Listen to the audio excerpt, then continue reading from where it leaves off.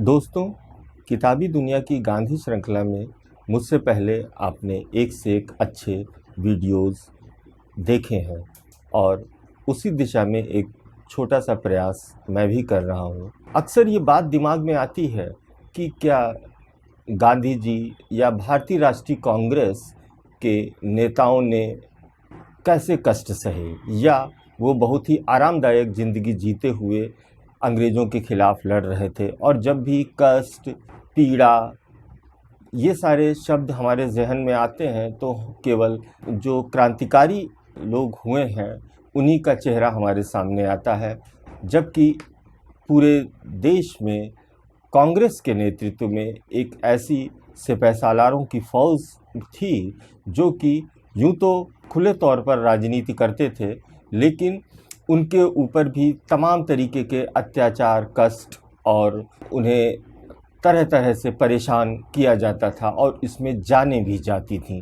इसी सब मुद्दों को लेकर मैं आपसे एक बहुत ही मार्मिक प्रसंग के बारे में चर्चा करना चाहता हूं। उसके पहले थोड़ी सी एक उसकी भूमिका बता दूं।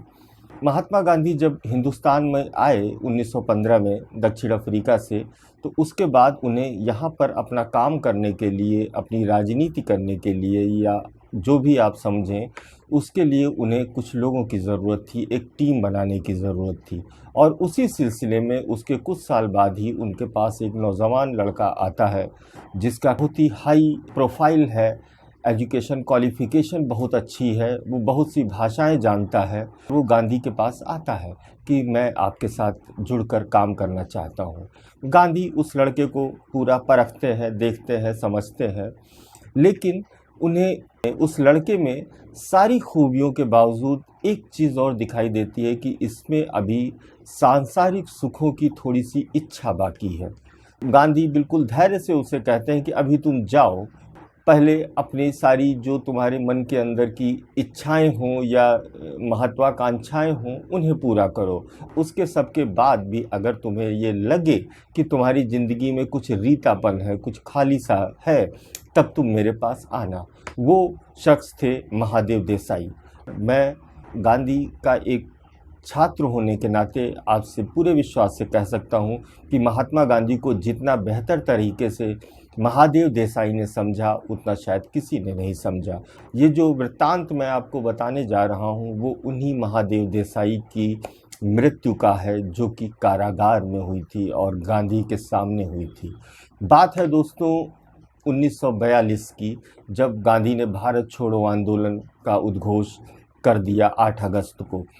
उसके बाद लौट आए गांधी अपने, कह सकते हैं, जो भी उनका सेंटर था वहाँ पर। रात में तमाम तरह की बातें हो रही थी, उसमें महादेव भाई भी थे। एक बात महादेव भाई के बारे में जान लीजिए कि वो जब से गांधी से जुड़े उसके बाद से हर रोज़ वो डायरी लिखते थे, और उस डायरी में पूरी दिनचर्या, गांधी किन लोगों से मिले, क्या बातें की, और भी गांधी के साथ महादेव देसाई की जो बातें होती थी वो काफ़ी कभी कभी एक ऊंचाई पर जाती थी, चाहे वो साहित्य हो, संगीत हो, कला हो, तमाम विषयों पर। तो उनका सबका वो संकलन करते थे और वो गांधी से इतना ज़्यादा दिल से जुड़े हुए थे कि एक सेक्रेटरी के अंदर जो जो भी विशेषताएं हो सकती हैं वो उनसे कहीं बहुत बड़े थे, और गांधी भी उन्हें अपने बेटे से ज़्यादा ही प्यार और सम्मान करते थे। बल्कि मैं आपको बताऊं कि जब महादेव देसाई गांधी की ज़िंदगी में आए तो गांधी जी के जो बड़े बेटे थे हरीलाल, जो सोचते थे कि गांधी की विरासत कहीं ना कहीं मेरे पास भी आए, उन दिनों की बात है जब वो पूरी तरह से बागी नहीं हुए थे, तो उन्हें महादेव देसाई से थोड़ी सी दिक्कत भी हुई थी कि असली लड़का तो मैं हूं और गांधी दूसरे लड़के को, जो कि कहीं से भी हमारा कहीं कुछ नहीं है, उसको इतना ज़्यादा क्यों मान प्यार दे रहे हैं। गांधी जब 8 अगस्त में अपने भाषण के बाद में 2 घंटे गांधी लगातार बोले थे। अगर आप भाषण पढ़ेंगे तो आप पाएंगे कि गांधी ने सारे विषयों को छुआ था और उसी की चर्चा हो रही है रात में। तो गांधी कहते हैं कि आज जब मैं बोलने के लिए गया तो मेरे दिमाग में कुछ नहीं था, मैं सोच नहीं पा रहा था कि मुझे इतना कुछ कहना है और मैं कैसे कह पाऊँगा। शायद ये भी हो कि मैं हाथ जोड़कर खड़ा हो जाऊं और कह दूं कि मेरे पास शब्द ही नहीं है। लेकिन ईश्वर ने मुझे शक्ति दी और मैं कुछ कह सका। अब मैंने अपना सब कुछ लगभग उस भाषण में बोल ही दिया है। गांधी और महादेव देसाई के बीच में बात ये हो रही थी, चलती थी, व्यक्तिगत बातचीत थी, जो केवल गांधी के कुछ लोग जानते थे कि भारत छोड़ो आंदोलन तो गांधी जी ने घोषित कर दिया कि अंग्रेज़ों को भारत से जाना होगा, या उन्हें भारत को एक बराबर का राष्ट्र समझते हुए यहाँ पर वो आम नागरिक की तरह रह सकते हैं। गांधी की बात चलती थी तो गांधी ये कहते थे कि ये मेरी आखिरी लड़ाई है, और इस लड़ाई में अगर अंग्रेज़ों ने कुछ ऐसा वैसा किया तो मैं अपनी जान दे दूंगा, मैं आमरण अनशन पे हो जाऊंगा और फिर उसको मैं तोड़ूंगा ही नहीं। इस तरह की बात गांधी अपनी व्यक्तिगत सर्किल में कहते थे। महादेव देसाई गांधी से इतना ज़्यादा भावुकता से और दिल की गहराइयों से जुड़े हुए थे कि यह बात महादेव देसाई को बहुत अंदर से उद्वेलित कर रही थी, क्योंकि वो गांधी को जानते थे। वो ये जानते थे कि गांधी यानी बापू जो बात सोच लेते हैं उससे टस से मस नहीं होते, क्या मेरी आंखों के सामने बापू ख़त्म हो जाएंगे। तो यह सब एक उधेड़ बुन उनके मन में तमाम तरह से चल रही थी और वो परेशान थे। रात में ही पुलिस आती है गिरफ्तारी के लिए। गांधी पूछते हैं कि कितना समय है मेरे पास। बताया जाता है कि आपके पास आधा घंटा है और आधे घंटे में आपको तैयार होना है। गांधी अपने साथ में अपना सामान, गीता, भजनावली, कुछ और थोड़ा बहुत चीज़ें।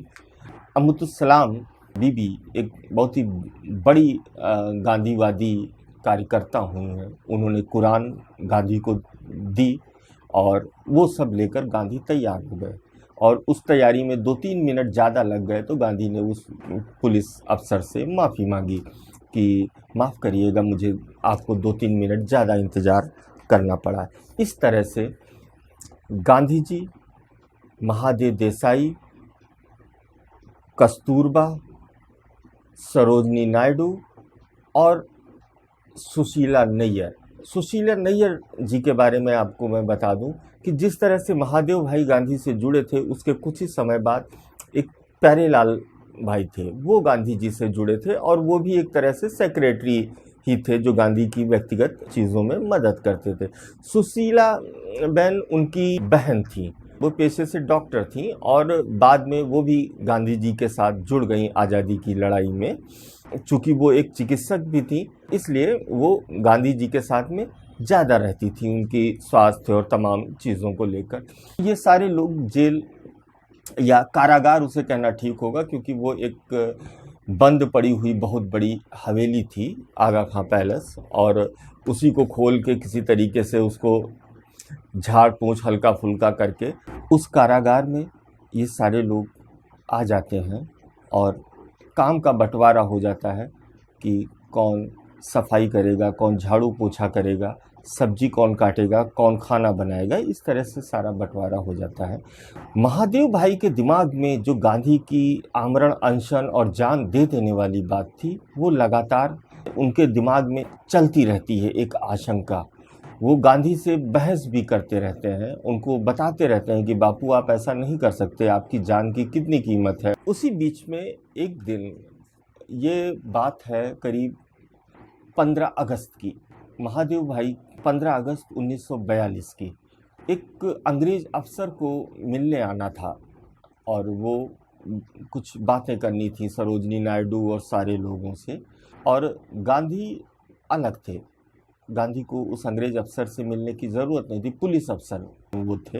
एक कमरे में गांधी थे, सुशीला नैयर गांधी जी के पैर दबा रही थी, और दूसरे कमरे में सरोजनी नायडू, महादेव भाई। 15 अगस्त की सुबह महादेव देसाई कुछ ज़्यादा ही खुश दिख रहे थे, पता नहीं क्यों, क्योंकि इसके पहले उन्हें नींद नहीं आ रही थी। उनकी मानसिक परेशानियों और उन चिंताओं जो गांधी जी से जुड़ी हुई थी कि वह ढंग से सो नहीं पा रहे थे। लेकिन 15 अगस्त की सुबह कुछ वो आश्चर्यजनक रूप से बहुत ही खुश थे और वो अच्छे से तैयार हुए, उन्होंने अपनी शेव की। सरोजिनी नायडू ने मजाक भी बनाया कि आप अपनी मूँछों को बहुत ही सलीके से सजा रहे हैं, तो ये क्या बात है। इसी बीच में एक प्रसंग है, एक बातचीत है जो महादेव देसाई और सुशीला नैयर के बीच में हो रही है। टहल रहे हैं दोनों लोग उसी कारागार में, काफ़ी बड़ा परिसर है। तो महादेव भाई वल्लभ भाई पटेल के बारे में बात कर रहे हैं और एक तरह से लग रहा है कि कहीं ना कहीं उन्हें अपने जाने का एक पूर्वाभास सा हो गया है। वो बताते थे कि वल्लभ भाई कपड़ों के बारे में कितने शौकीन थे। वे बहुत सफल बैरिस्टर थे। महीने में 8-10 दिन ही अदालत जाते थे, बाकी समय क्लब में बैठकर ब्रिज खेला करते थे। 30 पर भी महीने में 1000-1500 रुपये कमा लेते थे। एक बार वे एक दोस्त के साथ बैठकर ब्रिज खेल रहे थे वल्लभ भाई। दोस्त के हाथ में पत्ते थे। एकाएक दोस्त ने पीछे हटकर अपना सिर कुर्सी की पीठ पर टिका दिया। पत्ते हाथ में ही रह गए और उनके प्राण पखेरु उड़ गए। तब से वल्लभ भाई को ताश अच्छे नहीं लगते। हम सब सुन रहे थे। कौन जानता था कि 2 घंटे के अंदर ही महादेव भाई का भी यही हाल होने वाला है। इसके बाद में मैं जो बापू की कारावास जीवनी है उसी का मैं कुछ उद्धरण पढ़ रहा हूँ, जो सुशीला नैयर ने कि किस तरह से महादेव भाई गए और क्या क्या हुआ, ये समझने के लिए, क्योंकि उसको मैं इससे ज़्यादा अच्छे शब्दों में कह नहीं सकता। महादेव भाई सरोजिनी नायडू के कमरे में जाकर इंस्पेक्टर जनरल से बातें करने लगे। मैं बापू की मालिश कर रही थी। बातों के बीच बीच में हंसी की आवाज़ आती रहती थी। मैंने एक पैर पूरा करके दूसरा पैर शुरू किया। इतने में सरोजिनी नायडू ने मुझे पुकारा, सुशीला यहाँ आओ। मैंने सोचा इंस्पेक्टर जनरल सबको देखना चाहता होगा, दूसरा पैर जल्दी से ख़त्म कर लूँ और पोंछकर आ जाऊँ। लेकिन इतने में तो दूसरी आवाज़ आई और साथ ही बा भागती हाँफती आकर बोली, महादेव को कुछ हो गया है, उन्हें फिट आ गया है, मिर्गी सी लगती है। मैंने बापू का पाँव छोड़ दिया, भागती हुई गई। सरोजिनी नायडू ने फिर पुकारा। मैं उनके कमरे में पहुंची। इसमें ज़्यादा से ज़्यादा 1 मिनट लगा होगा। जाकर देखती हूँ कि महादेव भाई सरोजिनी नायडू के कमरे में पलंग पर लेटे हुए थे, बेसुध। चेहरे पर ऐंठन हो रही थी। मेरे देखते देखते सिर से पैर तक जोर का एक झटका सा लगा। मैंने नाड़ी देखी, मिल नहीं रही थी। खून का दबाव देखने की कोशिश की, वहाँ भी कुछ नहीं। हृदय पर स्टेथोस्कोप रखा, खामोशी। हृदय की धड़कन ही सुनाई नहीं पड़ रही थी। मैंने कहा, बापू को बुलाओ, ये जा रहे हैं। होठों पर कुछ झाग से थे, सांस कुछ रुक रुक कर चल रही थी। मैं अपनी दवा की पेटी लाई, लेकिन वह खुलती ही न थी। मैं उसे खोलने की कोशिश कर रही थी, साथ ही हिदायतें भी दे रही थी कि ब्रांडी लाओ, हार्ट के लिए कोई दवा लाओ। हाथ पैर ठंडे होने लगे थे। दवा कोई मौजूद न थी। भंडारी लेने गए थे। भंडारी वही इंस्पेक्टर जनरल थे जो कि आए हुए थे मिलने के लिए। सरोजिनी नायडू ने आधा कॉलोन और शहद दिया और कहा, यह ब्रांडी का काम करता है। मैंने तो ब्रांडी मालिश के लिए मांगी थी, लेकिन जब सरोजिनी नायडू ने यह मिश्रण दिया तो उसे मैंने महादेव भाई के मुंह में डाल दिया। निगलने की ताकत अभी भी उनमें कायम थी। निगल गए। मिस्टर कटेली ने दवा की पेटी का ताला तोड़कर उसे खोल दिया था। मैंने महादेव भाई का हाथ उठाया, बिल्कुल ढीला पड़ा था। नस में इंजेक्शन दिया। इतने में महाभंडारी ब्रांडी की बोतल लेकर आए। मैंने कहा, कार्डिक स्टिमुलेंट्स कहाँ हैं? वो फिर भागे। इस बीच मैंने ब्रांडी मुंह में डाली, लेकिन निगलने की ताकत बहुत कम रह गई थी। काफ़ी देर वह मुंह में ही पड़ी रही। बाद में जब गांधी से इस बात का जिक्र आया तो गांधी ने कहा सुशीला नैयर से, मैं तो तेरा हाथ पकड़ लेना चाहता था, मगर फिर रहने दिया। तेरी जगह कोई और होता तो मैं ब्रांडी हरगिज न देने देता। महादेव भाई को उल्टी होने लगी, मगर उसे बाहर निकलने में मुश्किल हो रही थी। मैंने जबड़े को पकड़ रखा था। बापू तो मेरे बुलाने के बाद 2-3 मिनट में ही आ गए थे। वे कभी महादेव भाई का हाथ पकड़ते, कभी सर पर हाथ रखते, लेकिन वे उनकी ओर टकटकी लगाकर लगातार देख रहे थे। खड़े खड़े कहते थे, मुझे विश्वास था, बाद में गांधी ने कहा, मुझे विश्वास था कि एक बार भी महादेव मेरी ओर देख लेगा तो उठकर खड़ा हो जाएगा।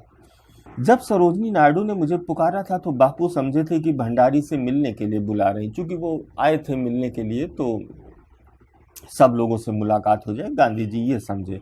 और जब वो बुलाने गई तब भी गांधी जी कुछ पढ़ रहे थे, यही समझे कि उसी वजह से बुला रहे हैं। फिर जब मेरे कहने पर उन्हें बुलाने गए तब भी वे यही समझे कि भंडारी से मिलने के लिए ही उन्हें बुलाया जा रहा है। बाद में जब यह सुना कि महादेव भाई को कुछ हुआ है तब भी वे यह नहीं समझे कि कोई गंभीर बात है। यही ख्याल रहा कि जैसे पहले कभी कभी तबीयत खराब हो जाती रही है तो उसी तरह का रहा होगा। अब महादेव भाई कराहने भी लगे। मैं आपको भावुक करने के लिए यह नहीं बता रहा हूँ, अगर आप संवेदनशील हैं तो भावुक तो आप होंगे ही। मैं यह आपको बताने के लिए बुला रहा हूँ कि ये जो आज़ादी की लड़ाई खुले जन आंदोलनों से गांधी और भारतीय राष्ट्रीय कांग्रेस के नेतृत्व में चलाई गई, उसमें लोगों ने अपनी जानें खोई हैं, बहुत कष्ट सहे हैं, अपने प्रियजनों को से बिछोह हुआ है, प्रॉपर्टीज़ उनकी लुटी हैं। तो हमें इस त्याग को कहीं ना कहीं मन में रखकर ही बहुत सारी बातों को सोचना चाहिए। महादेव भाई भयानक रूप से कराह रहे थे, मानो किसी गुफा से वो आवाज़ निकल रही हो। कराहट न बापू से सही जाती थी न हम में से किसी से, सांस रुक रुक कर चलती थी। एकाएक एक जोर का झटका लगा, जबड़ा इतनी जोर से भिड़ गया कि मुझे लगा कि हड्डी टूट जाएगी। उस वक्त मैं जबड़े को पकड़े हुए थी। मैंने बापू से कहा, बापू जमनालाल जी की तरह ये तो जार हैं। जमनालाल बजाज के बारे में वो बात कर रही हैं, वो भी इसी तरीके से गए थे। आप सारे लोग बजाज ग्रुप के बारे में जानते होंगे। बापू जमनालाल जी की तरह ये तो जा रहे हैं। जब मैंने कहा जा रहे हैं तब बापू समझे कि सचमुच स्थिति गंभीर है और महादेव भाई हमारे बीच से जा रहे हैं। बापू तो सारा समय टकटकी लगाकर उनकी आंख की तरफ ही देख रहे थे, अपनी सारी शक्ति एकाग्र करके इसी बात में लगा रहे थे कि एक बार महादेव की आंख उनकी आंख से मिल जाए तो महादेव उठ बैठे। यह बात जो है, जो प्यार होता है, जो अपनापन होता है, जब दिल की गहराई तक जाता है तब इस तरीके की भावनाएं होती हैं कि अगर मैं किसी अपने को देख भर लूँगा तो उसका कष्ट कहीं ना कहीं मेरे में आ जाएगा। सुशीला बहन लिखती हैं कि मैंने देखा कि सांस भी बंद हो गई है। मैं दूसरे कमरे में चली आई, कहीं कोई मेरी आंखों में पानी न देख ले। मगर बाप पीछे आई और बोली, महादेव का क्या हाल है? मैं क्या कहती, चुप रह गई। बा अधीर हो उठी। बड़ी हिचकिचाहट के बाद मैंने कहा, उनके कंधे पर हाथ रखकर, बा ये तो गए। बा चीख उठी, आए महादेव गए? कहाँ गए? अरे महादेव तुम कहाँ गए? इस तरह से वो फूट फूट कर रोने लगी। गांधी ने उन्हें संभालने की कोशिश की।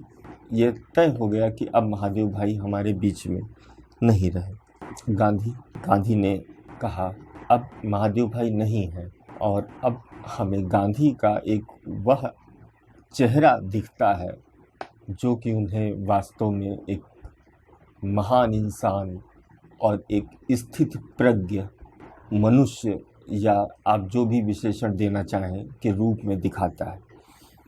बापू कहने लगे, महादेव की जेबें खाली कर लें। सुशीला बहन कह रही हैं, मेरे लिए यह कठिन काम था। उनकी जेब में हाथ डाला तो मुझे लगा कि हाथ टूट जाएगा। क्या महादेव भाई सचमुच चले गए और मैं उनकी जेबें भी खाली कर रही हूँ? कुर्ते की जेबें खाली थी, बास्केट आधी उसके नीचे थी। बड़ी मुश्किल से मैंने उसे नीचे से निकाला। एक जेब में से एक पेन निकला और दूसरी में से गीता जी। बापू कहने लगे, वैष्णव जन गाओ, राम धुन चलाओ। मैं अपनी भजनावली निकाल लाई जो कि मुझे महादेव भाई ने ही दी थी।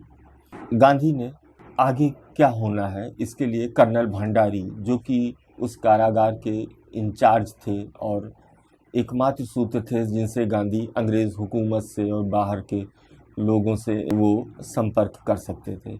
गांधी ने कर्नल भंडारी से कहा कि वल्लभ भाई और खेर वगैरह को मैं यहाँ पे बुलाना चाहता हूँ बाद में मैं सोचूंगा कि मैं बॉडी को किसको दूं और मुझे इसके साथ क्या करना चाहिए। भंडारी चले गए। उन्हें जाकर सरकार को खबर देनी थी और इजाज़त लेनी थी कि आगे क्या करना होगा। बापू कहने लगे, अब मैं जाकर नहा लूं। सोचिए, गांधी का बेटे के समान कोई दुनिया में सबसे प्यारा ऐसे है और गांधी को अपना जो मन है उसको बिल्कुल एक समभाव के साथ रखकर चलना है।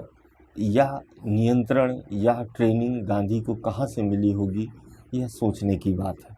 लेकिन साथ ही गांधी एक बहुत ही जज्बाती, सच्चे और प्यारे इंसान हैं जो ये समझते हैं कि नियम कायदे ये सारे सब कुछ किसी बस नियम कायदे हैं, हमें उनका लकीर ही हो बन जाए ऐसा ज़रूरी नहीं है।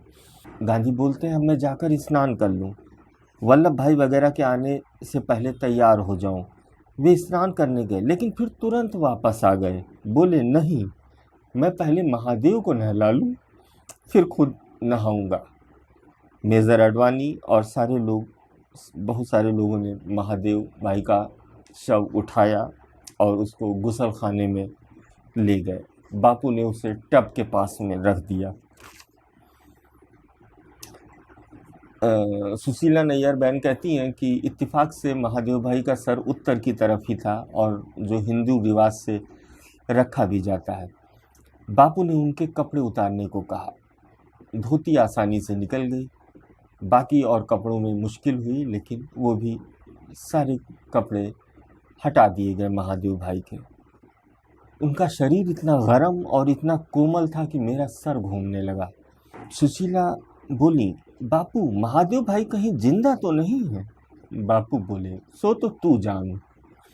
मैं फिर से इस स्टेथोस्कोप उठाकर लाई, लेकिन यह सब मूर्खता थी। वो कहीं नहीं थे। जो वहाँ पर लोग खड़े थे बाथरूम में, गुसलखाने में, उनको गांधी ने जाने की इजाज़त दे दी।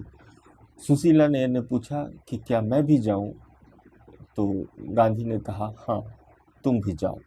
सुशीला नायर कह रही हैं, मैं आकर कमरे में खड़ी हो गई, मगर मैंने देखा कि पानी का डिब्बा उठाते हुए बापू के हाथ जोर जोर से कांप रहे थे और सारा शरीर भी सिर से पांव तक कांप रहा था।